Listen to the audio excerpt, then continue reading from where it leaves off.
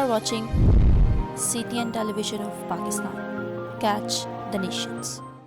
स्वयं आज खुदावंद के कलाम को सुने। हमारे पास जो मजमून है वो 4 Rivers Blessings सीरीज़ है, जिसमें हम बरकतों के ताल्लुक से सीखेंगे कि किस तरह रूहुल कुद्स के वसीला से खुदा हमें ब्लेस करता है।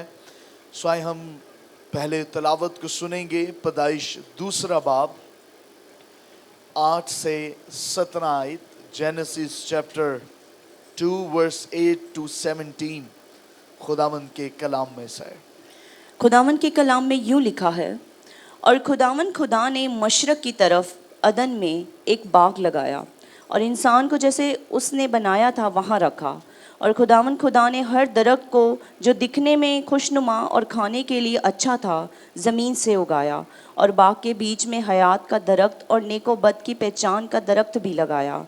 और अदन में एक दरिया बाग के सरियाब करने को निकाला और वहाँ से 4 नदियों में तकसीम हुआ। पहली का नाम फ्यूसन है, जो होलिया की सारी ज़मीन को जहाँ सोना होता है घेरे हुए है, और इस ज़मीन का सोना चोखा है और वहाँ मोती और संगे सुलेमानी भी है। और दूसरी नदी का नाम जेसुन है, जो कूश की सारी ज़मीन को घेरे हुए है। और तीसरी नदी का नाम दिजला है, जो असूर के मशरक़ को जाती है। और चौथी नदी का नाम फरात है।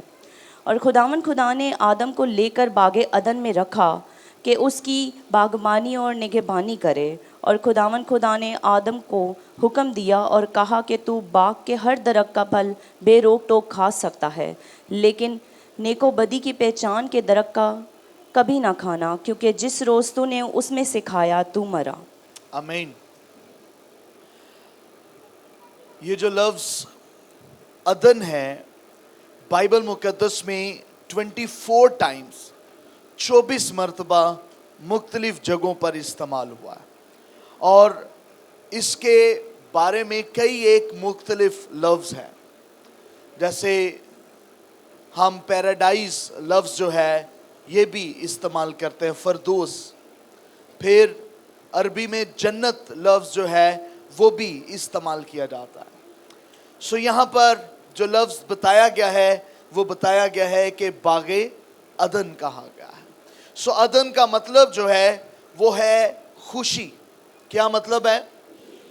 खुशी, इशरत, यानी ऐसी जगह जहां आपको सुकूनत मिले, पीस।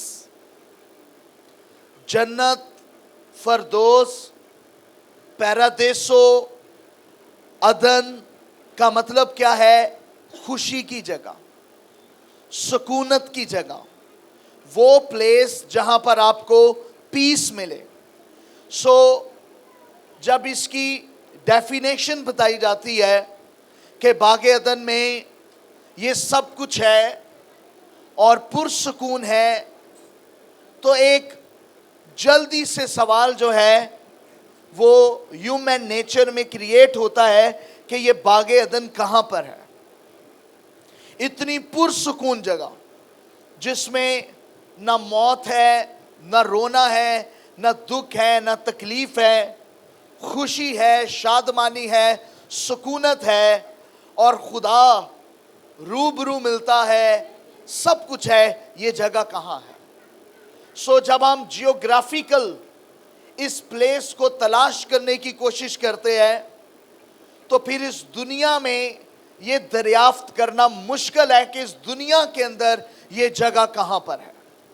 इसको एक्यूरेटली बताना इस सिमत में या इस पॉइंट पर है, it's such a difficult work, और आज तक कोई भी इसे सर्च नहीं कर सका। बल्कि बहुत सारी डॉक्यूमेंट्रीज जो है वो मिलती हैं। एक डॉक्यूमेंट्री का नाम है पैराडाइज लॉस, जिसमें बताया गया है कि किस तरह से इंसान जो है वो जन्नत को खो देता है, गंवा देता है, किस तरह से खुदा ने उसे क्रिएट किया, और आज तक इंसान जो है बागे अदन को तलाश नहीं कर सका। ही इज फाइंडिंग, लेकिन वो उसे मिल नहीं रहा है, क्योंकि गुनाह के सबब से इंसान जो है वो बाग अदन से बाहर निकाल दिया गया। सो बाग अदन में बहुत सारी चीज़ें हैं, तो आज हम उन चीज़ों पर गौर करेंगे। सो नंबर 1, पहली बात जो इस तलावत में हमें मिली कि खुदा ने मशरक की तरफ जो है एक बाग लगाया है, एक गार्डन है जिसका नाम उसने अदन रखा है। आगे जाके कुछ लोगों ने इसे अदनान भी कर दिया है, बट रिमेंबर खुदा ने ये कहाँ लगाया है? मशरक की तरफ। जब हम मशरक की सिमत देखते हैं, आप जानते हैं कि दुनिया में 4 डिमेंशन डायरेक्शंस पाई जाती हैं, शमाल, मशरिक, जनूब, मगरिब। सो उसमें से जो एक सिमत है मशरिक, खुदा उसके बारे में बात कर रहा है। खुदा कह रहा है कि किस तरफ उसने बाग लगाया है? मशरिक की तरफ। और बाइबल मुकद्दस में ये जो सिमत है इसका कई बार जिक्र आया है। हैकल देखें, मशरिक की तरफ। दानियल दुआ करता है मशरक की तरफ, खिड़की का रुख खोल, ही इज प्रेइंग। मशरक का जिक्र जो है बाइबल में 12 आपको जो है वो मिलेगा। सो मे बी कुछ लोग जो है वो इसको इस तरह से सोचते हैं कि शायद इस डायरेक्शन में खुदा है और शायद इस सिमत में हम मुंह करके दुआ करेंगे तो खुदा सुनेगा। This is something different.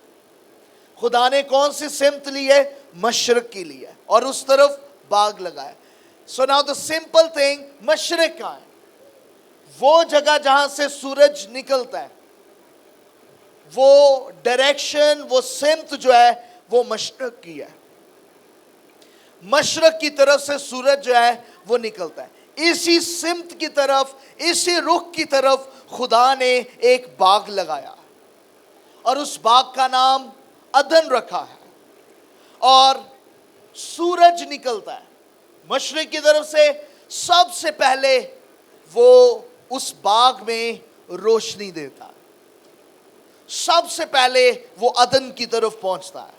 और दूसरी चीज जो इस तलावत में हमें मिली कि इस बागे अदन के अंदर इस रोशनी के साथ साथ सच अ ब्यूटीफुल थिंग इज कि खुदा की मौजूदगी है, खुदा की प्रेजेंस है। खुदा मौजूद है और हर रोज खुदा की मुलाकात जो है वो इंसान से पॉसिबल है और रूबरू खुदा जो है वो इंसान को मिलता है। ना सिर्फ ये, बल्कि अगले चैप्टर्स में लिखा है कि ठंडे में खुदा की आवाज जो है इंसान सुनता है। यानी एवरी मॉर्निंग किससे होती है? खुदा की आवाज से। इंसान को क्या आती है? खुदा की आवाज आती है, खुदा मिलता है। नंबर 1, ये बाग अदन किस तरफ लगा? मशरक की तरफ।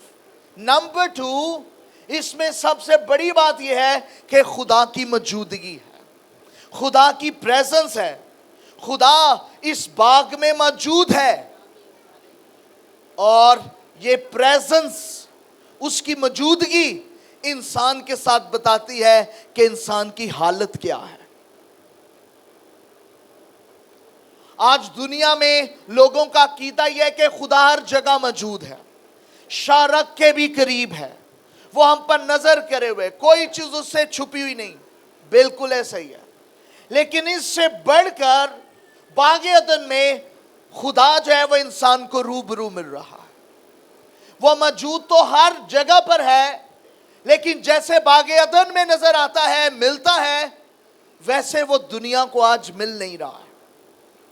और बाग अदन में उसकी मौजूदगी जो है वो फर्क है। वो हर रोज उन्हें मिलता और उन्हें उसकी आवाज जो है वो सुनाई देती है। नंबर 3, तीसरी बात जो इस बाग अदन में नजर आती है वो ये है कि खुदा ने इसके अंदर इंसान के लिए प्लान किया हुआ है। दैट इज हिज लव, उसकी मोहब्बत नजर आती है, उसने डिजाइन किया हुआ है।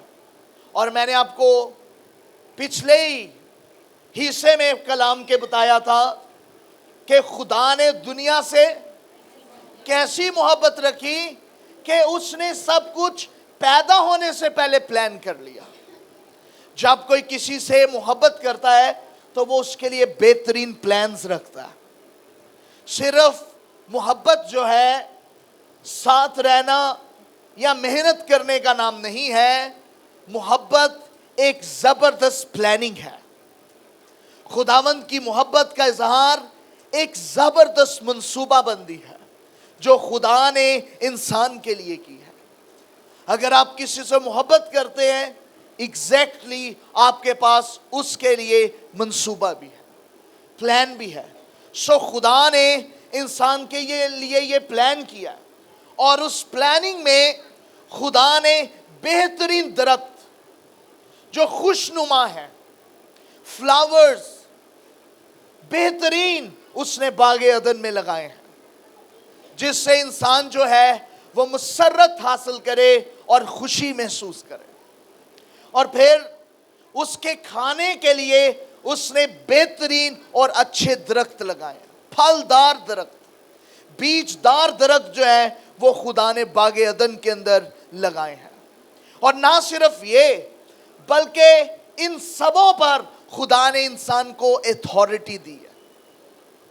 अगर आप किसी बंगले में जाएं, वो खूबसूरत बंगला हो, उसमें बेहतरीन चीजें लगी हों, आपके पास उनका किचन भी हो, फ्रिज भी हो, फ्रूट्स भी हो, वेजिटेबल्स भी हो और बहुत कुछ हो, और आप रोज देख कर आए गाड़ियों को, एयर कंडीशंस को, दरख्तों को, फलों को, सब्जियों को रोज देख कर आए और घर में अपने बच्चों को भूखा देखें और उनके पास वो चीजें ना हो, तो आप कैसा महसूस करते होंगे? खुदा ने आपको सिर्फ एक बंगला दिखाया नहीं है, उसमें दरख्त लगा के ये नहीं कहा ये बहुत अच्छे हैं, बल्कि उसने इख्तियार दिया है, तुम इसे ले सकते हो, खा सकते हो, शादमान हो सकते हो, इख्तियार रख सकते हो, ये तुम्हारे लिए है। This is his plan. उसने इख्तियार दे दिया है, अथॉरिटी दे दी है कि ये तुम्हारे लिए है। लेकिन इस सारी अथॉरिटी के साथ साथ यहां पर खुदा ने एक बात की है कि इस बाग के बीच में दरख्त है, दो दरख्त है।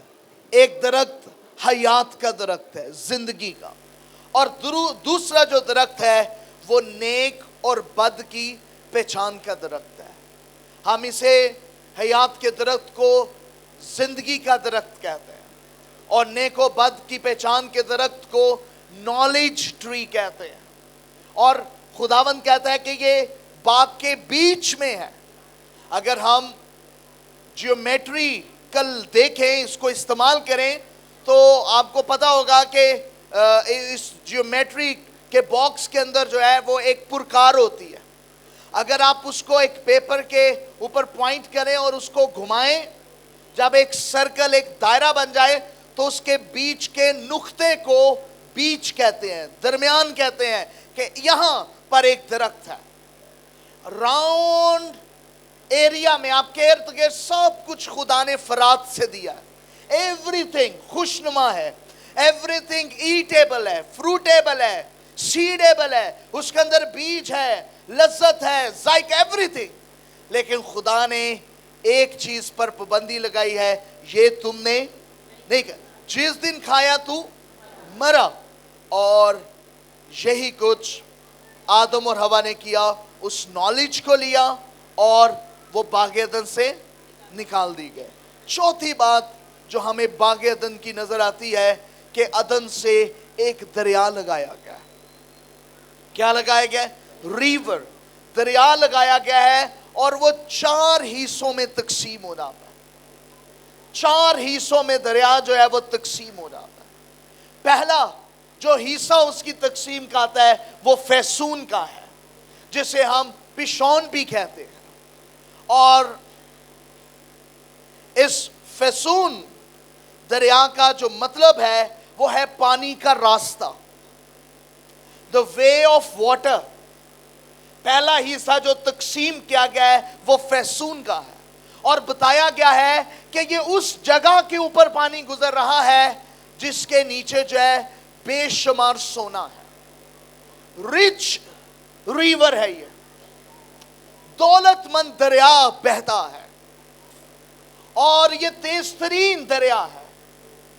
یہ بہ رہا ہے لیکن اس کے نیچے کیا ہے؟ گولڈ ہے, اور یہ باغ عدن کو گھیرے ہوئے ہے. دوسرا جو حصہ اس کا بتایا گیا ہے وہ جیون ندی ہے, اور اس کا مطلب ہے تیز ترین. یہ اس کا جو پانی ہے وہ تیز بہتا ہے اور اپنے لیے راستہ بناتا ہے. اس کا جو سیکنڈ حصہ دریا کا دکھایا گیا ہے وہ ایسا حصہ ہے جو اپنے لیے راستہ خود بنا لیتا ہے. سو آن, ہم پانی کی ڈیفینیشن جانتے ہیں کہ پانی کہیں پہ بھی نہیں رکتا. اگر دیواروں میں آئے تو سم کے باہر آ جاتا ہے. کسی بھی جگہ سے پانی جو ہے اٹ مسٹ گو, وہ اپنے لیے راستہ جو ہے بنا لیتا ہے. تو پہلے دریا کا حصے کا کیا مطلب ہے؟ It make his way. اور دوسرا جو ہے وہ اپنے لیے کیا بناتا ہے؟ تیزی سے راستے کو بناتا ہے. تیسرا اس دریا کا جو حصہ ہے وہ دجلہ ہے, اور اس کا مطلب تیز آواز ہے. اس کا جب پانی چلتا ہے there is a sharp sound of water, تیز آواز آتی ہے. اور چوتھا جو اس کا حصہ ہے وہ فرات ہے, جس کا مطلب ہے ذخیرہ, یعنی پھلدار. یہ اس زمین کی طرح بہتا ہے, اور جس زمین کی طرح بہتا ہے وہ زرخیز ہوتی ہے, اس میں پھلدار چیزیں اگتی ہیں, اور وہ فروٹفل ہے. How I know this? میں ان دریاؤں کے بارے میں کیسے جانتا ہوں؟ یہ دریا آج بھی مڈل ایسٹ میں موجود ہے, ایشیا کے اندر موجود ہے, اور آج بھی یہ یروشلم, کنعان اور ان عرب علاقوں کے قریب قریب سے گزر کر انہیں گھیرے ہوئے ہیں. سو ان کو تو دریافت کیا جا سکتا ہے. اگر ان کے ساتھ ساتھ چلا جائے تو ہم محسوس کر سکتے ہیں کہ ہیر دیر کہیں نہ کہیں جو ہے وہ باغ عدن ہوگا, لیکن اس کی رائٹ پلیس پر نہیں پہنچ سکتے کیونکہ خداوند نے وہ ڈس اپیئر کر دیا. سو اب دیکھیے, پہلے باغ عدن لگایا اور اس کے اندر انسان کو رکھا, یو سی اٹ, اور نافرمانی کے سبب سے انسان کس سے باہر ہو گیا؟ باغ عدن سے باہر ہو گیا, نکالا گیا, پھینک دیا گیا, کیونکہ اس نے کیا کر لیا؟ گناہ. ایک کتاب لکھی میتھیو ہینری نے, اور اس نے اپنی کتاب میں لکھا کہ اگر اس دنیا میں, کیونکہ وہ لاس پیرادوسو کو ڈھونڈ رہے تھے, جنت کو, تو اس نے کہا کہ اگر کہیں باغ عدن اس دنیا میں ملا تو وہ ایک مسیحی زندگی کے اندر ملے گا. میتھیو ہینری نے کہا I find a lot, I search a lot. میں نے جیوگرافیکل دیکھا, میں نے جیومیٹریکل دیکھا, میں نے بہت ساری چیزوں کا شمار کیا, مجھے باغ عدن نہیں ملا. اور باغ عدن ڈھونڈتے ڈھونڈتے جب میں نے مسیحی زندگی کے اندر جھانکا تو باغ عدن اندر لگا ہوا تھا, اندر ہی دریا تھے, اندر ہی روح القدس تھا, اندر ہی یسوع تھا, اور وہ زندگی باغ عدن بنی ہوئی تھی. آمین. ہماری سوچ تھی کہ باغ عدن کے اندر انسان ہوگا, لیکن اب انسان کے اندر باغ عدن, اور باغ عدن کے اندر خدا موجود ہے. آمین. سو آئیں اب ہم دوبارہ ریپیٹ ٹیلی کاسٹ کرتے ہیں, دوبارہ ان چار چیزوں کو دیکھتے ہیں کہ یہ کیسے ہمارے ساتھ ریلیٹڈ ہے. سو نمبر 1, ہم نے بات کی مشرق کی طرف کیا لگایا گیا؟ باغ عدن لگایا گیا. کس طرف؟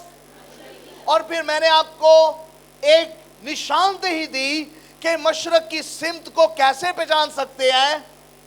جہاں سے سورج نکلتا ہے.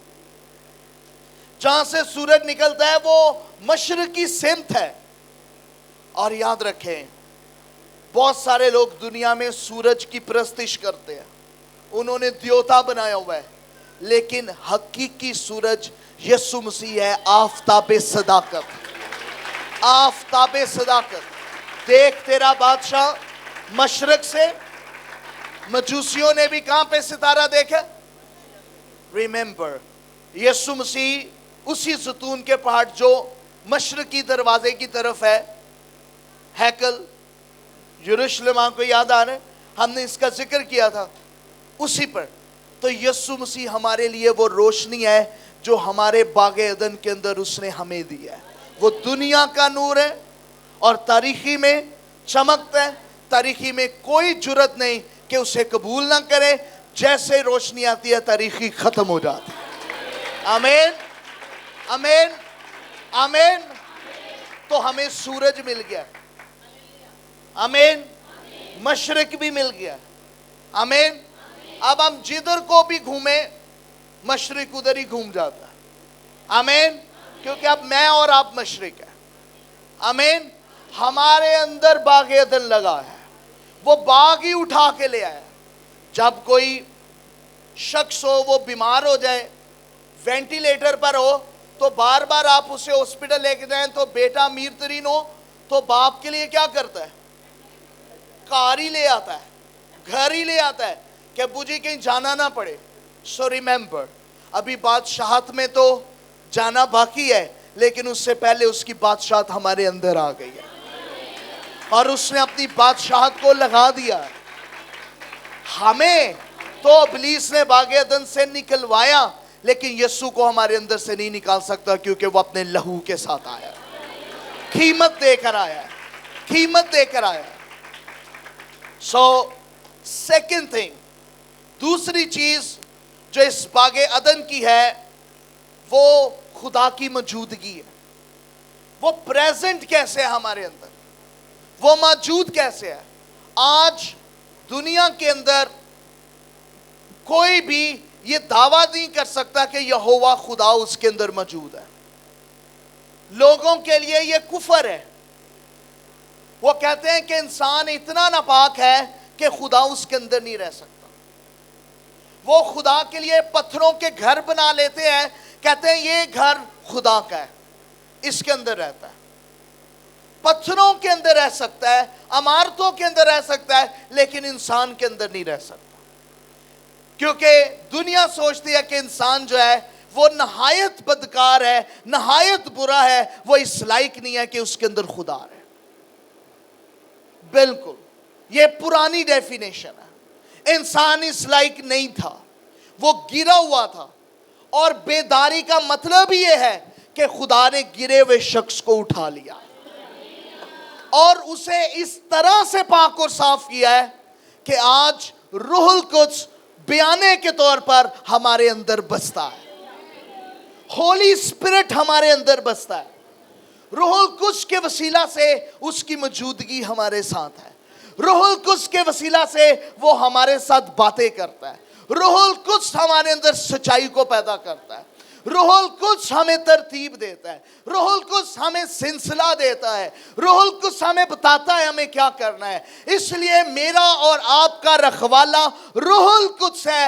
وہ ہماری مدد کرتا ہے، وہ ہمارے ساتھ موجود ہے، وہ ہمارے اندر رہتا ہے. اس لیے روح القدس کو لینا ضروری ہے. اس لیے یسوع مسیح نے کہا کہ میں تمہیں یتیم نہیں چھوڑتا، میں نے فدیہ دیا ہے اور میں تمہیں بیانہ میں روح القدس دیتا ہوں. ہولی اسپرٹ، ہولی اسپرٹ اب روح کی شکل میں ہمارے اس عدن کے اندر جو ہے وہ خدا موجود ہے، خدا موجود ہے. اور اب آپ کو وہ اندر سے فتح دینا چاہتا ہے. کدھر سے خدا فتح دینا چاہتا ہے؟ اندر سے مضبوط، اندر سے ضمیر آپ کو گلٹی نہیں کرتا، اندر سے آپ خوش ہیں تو پھر دھوپ بھی آپ کو اچھی لگے گی، پھر بارش بھی اچھی لگے گی. لیکن اگر اندر ٹھیک نہیں تو بار بادل کھڑکھڑ کرتے ہو، ڈر لگتا ہوگا، خوف آتا ہوگا. لیکن خدا اندر آ کے کام کرتا ہے. وہ اندر کام کر رہا ہے. دنیا باہر کام کر رہی ہے، دنیا باہر لگی ہوئی ہے، لیکن خدا انسانوں کے اندر کام کر رہا ہے، کیونکہ اس نے اندر سے روح کو لے کے جانا ہے آسمانوں پر. آمین. اس لیے وہ یہ جو پرستش ہے یہ باہر کے لیے نہیں ہے، یہ ہمارے اندر کے لیے اور خداوند کے لیے ہے. ہمارے اندر کیا ہے؟ بدن ہے، جان ہے اور روح ہے. تین چیزیں. پہلی لیئر کیا ہے؟ بدن کی. دوسری لیئر کیا ہے؟ جان کی. اس سے اندر لیئر کیا ہے؟ اس کی گہرائی کے روح ہے. اور لکھا ہے گہرائی گہرائی کو پکارتی ہے. آمین. جب ہم ورشپ کرتے ہیں تو ہم اس کی موجودگی کے لیے گیت گاتے ہیں, ہم اس کی موجودگی کے لیے راگ لگاتے ہیں, اور پھر وہ اپنی موجودگی کو ظاہر کرتا ہے. جب وہ ہمارے اندر موجود ہوتا ہے تو پھر کوئی ہمیں چھو نہیں سکتا ہے, کوئی ہمارے اندر داخل نہیں ہو سکتا ہے, کیونکہ خدا کے موجودگی, اور خدا کی موجودگی is such a important thing. اور روح القدس اسے ہوسٹ کرتا ہے. آپ نے میزبان سنے نا کہ یہ اس پروگرام کے میزبان ہیں, یہ میزبان ہے. میزبان جو ہے وہ کنڈکٹ کرتا ہے, پیشکش کرتا ہے, وہ ارینج کرتا ہے, انتظام کرتا ہے, میزبانی کرتا ہے. روح القدس خدا کی موجودگی کا میزبان ہے ہمارے اندر. وہ خدا کی موجودگی کو لاتا اور ہمیں بتاتا ہے کہ وہ یہاں پہ موجود ہے. اس لیے وی نیڈ ہولی اسپرٹ. بغیر میزبان کے خداوند نہیں آتا ہے. سو ہولی اسپرٹ ایسا میزبان ہے, وہ قبضہ کیے ہوئے ہے خدا کی سیٹ پر. جیسے خدا آتا ہے اٹھتا ہے اور اسے سیٹ دے دیتا ہے اور کسی کو لینے نہیں دیتا. اس لیے اس نے بیانے میں روح القدس کو رکھا, ہولی اسپرٹ کو رکھا ہے, ہولی اسپرٹ کو رکھا. آمین. سو خداوند سے پہلے روح القدس آ کے کام کر رہا ہے, روح القدس سے پہلے یسوع آ کے کام کر رہا ہے. آمین. وہ فدیہ دے رہا ہے, وہ ہمیں پاک کر رہا ہے, ہمارے اندر نور لا رہا ہے, اور روح القدس موجودگی لا رہا ہے. سو تیسری بات جو ہم نے دیکھی وہ نعمتیں اور پھلدار درخت دیکھے. پھلدار فروٹفل دیکھا. ہم نے نعمتیں اور پھل دیکھے, اور یہ نعمتیں اور پھل جو ہیں یہ بھی روح القدس ہماری زندگی میں لگاتا ہے. اس کی 9 نعمتیں ہیں اور 9 پھل ہیں, وہ ہمیں فروٹفل کرتا ہے. اگر آپ کی زندگی میں ہولی اسپرٹ نہیں تو آپ کی زندگی میں کوئی پھل نہیں ہے, آپ بے پھل ہیں. اور بے پھل زندگی میں کبھی بھی خدا جو ہے وہ نہیں رہتا. اور آپ کو پتہ ہے بے پھل درخت کون ہوتا تھا؟ جب بھی درخت لگائے جاتے ہیں تو جو باغیچہ ہوتا ہے اس کے جو کنارے راستے میں درخت آتے ہیں وہ بے پھل ہوتے ہیں. پتہ ہے کیوں؟ کیونکہ مسافر جتنے بھی گزرتے جاتے جاتے وہ جاتے جاتے پھل کو توڑ کے کھا جاتے ہیں. اگر آپ کی زندگی راہ کے کنارے میں ہے تو پھر آپ بے پھل ہیں. کبھی کوئی آیا وہ توڑ کے لے گیا, کبھی کوئی آیا وہ توڑ کے لے گیا, کبھی کوئی آیا وہ توڑ کے لے گیا. تو پھر اب وہ درخت ہے جو راہ کے کنارہ لگا ہے, جس کو مسافر توڑ کے لے جاتے ہیں, جس کا کوئی سٹیبل نہیں ہے. تو یسوع مسیح بھی اس درخت میں کے پاس سے گزرے جس کے اندر پھل نہیں تھا. وہ وہی درخت تھا جو راہ کے کنارے پہ لگا ہوا تھا. آپ کہیں پر بھی لگے ہیں, اٹس امپورٹنٹ کہ آپ پھلدار ہو. آپ جہاں کہیں پہ بھی ہوں, راہ کے کنارے پر کھڑے ہیں یا موٹر سائیکل پہ بیٹھے ہوئے ہیں, انتظامیہ میں ہیں یا جوتے سیدھے کر رہے ہیں, جہاں کہیں پہ بھی ہیں, آپ اس درخت, وہ درخت ہے جو دریا کے پاس لگایا گیا ہے, جس کا پتا بھی نہیں مرجھاتا, جو روح القدس سے ریلیٹڈ ہے اور وقت پر پھل لاتا ہے اور ہرا بھرا رہتا. wherever you are. باجی جی میری تو کوئی غلطی نہیں, اے بڑا روحانی سی, اے سٹیج سے دی اسے پائی بہندے اینڈ سے تھا. خداوند کی حضوری جو سٹیج پر ہے وہ اینڈ پر بھی ہے. آمین. سو خدا کے باغ کا کوئی بھی درخت بے پھل نہیں ہے, وہ راہ کے کنارے ہو یا کہیں پر بھی ہو, وہ پھلدار ہوتا ہے. خدا ایکسپیکٹ کرتا ہے کہ ہر زندگی پھلدار ہو, ہر زندگی بھری ہو. سو روح القدس ہمیں پھلوں سے بھرتا ہے. چوتھی بات جو ہے, اب اسی سلسلے کو ہم مہینوں تک جاری رکھیں گے کہ کیسے پاک روح کا دریا نے ہمیں گھیرا ہوا ہے. یہ جو 4 حصے اس دریا کے ہوئے ہیں وہ پھیلے ہوئے ہیں اور انہوں نے اس باغ عدن کو گھیرا ہوا ہے. ہاللویا. اور روح القدس کو پانی کے ساتھ جو ہے وہ تشبیہ دی گئی ہے. ہولی اسپرٹ کو پانی کے ساتھ تشبیہ دی گئی ہے.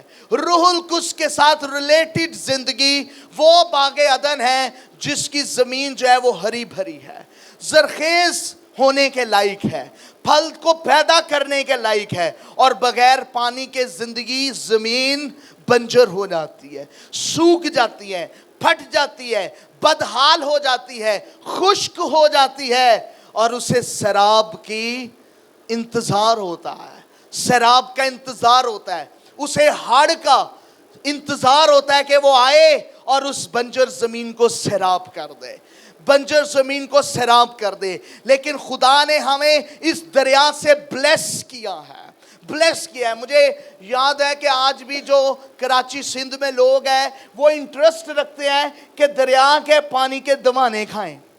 I know that. جو کہتے ہیں اے پنجاب دا دوانا ہے, اے گھر لے کے جانا ہے, اے پنجاب دا پھل ہے, اے 5 دریاواں دا پانی اینو ملیا ہوا ہے, یہ پانی جو ہے یہ ہرا بھرا کرتا ہے.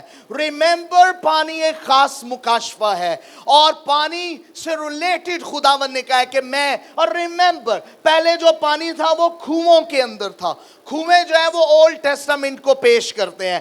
کھوئیں کے اندر سے پانی نکالنے کے لیے آپ کو جو ہے رسی لگانی پڑتی, بالٹی لگانی پڑتی, اور پھر برتن لے جانا پڑتا اور بھرنا پڑتا. وہ سامری عورت جو پانی لینے آئی تھی وہ کھوئیں کے پاس تھی, اور کھوئیں کے پاس تھی, لیکن یسوع مسیح اس کے پاس بڑا دریا کھڑا ہوا تھا, اور اس نے کہا کہ اگر تو مجھ سے پانی مانگتی تو تجھے رسی کی ضرورت نہ پڑتی, تجھے محنت کی ضرورت نہ پڑتی, تجھے کھینچنا نہ پڑتا روح القدس کو, زور نہ لگانا پڑتا جیسے طاقتور ریسلر رسی کو کھینچنے میں زور لگاتے ہیں. اگر تو مجھ سے مانگتی تو میں اب کھوئیں بنانے نہیں آیا, میں چشمے جاری کرنے آیا ہوں. تو پھر تیری زندگی میں 4 دریا بہتے جو تجھے گھیر لیتے اور کبھی تجھے بنجر نہیں ہونے دیتے, کبھی تجھے سوکھنے نہیں دیتے. وہ پھر اس سے سوال کرنے لگے کہ اگر تو اتنا کچھ جانتا ہے, تو اس نے کہا میں تیری زندگی کو بھی جانتا ہوں. پھر اس نے کہا کہ مجھے یہ بتا کہ پرستش کا پہاڑ کہاں ہے, کہاں ہم جائیں. اس نے کہا کہ روح اور سچائی, روح اور سچائی, روح اور سچائی. نہ سمت رہی نہ پہاڑ رہے, ایک ہی سمت ہے یسوع مسیح جس میں آ جاتا ہے, نہ ادھر نہ ادھر, سیدھا اوپر. اکھیاں چکنا میں بل مدد لئی, خداوند ہماری زندگی میں اتر جاتا ہے. پھر ہم زمین کی سمتوں میں نہیں جاتے, ہم آسمان کی طرف جاتے. آمین. اس لیے اس پانی کو لیجئے جو روح القدس کا پانی ہے, جو ہمیں پاک کرتا ہے, صاف کرتا ہے اور ہرا بھرا کرتا ہے. اگر آپ کی زندگی مرجھائی ہوئی ہے, پھلدار نہیں ہے, فریش نہیں ہے, تازہ نہیں ہے, تو آپ کو ہولی اسپرٹ کی ضرورت ہے. آمین. ہولی اسپرٹ کی ضرورت ہے. آمین, آمین. And I pray کہ یہ جو دریا ہیں, جو رچ ہیں, بھرے ہوئے ہیں, وہ آپ کی زندگیوں کو گھیرے رہیں اور آپ ہرے بھرے رہیں. آمین. شاید اپنی آنکھوں کو بند کریں.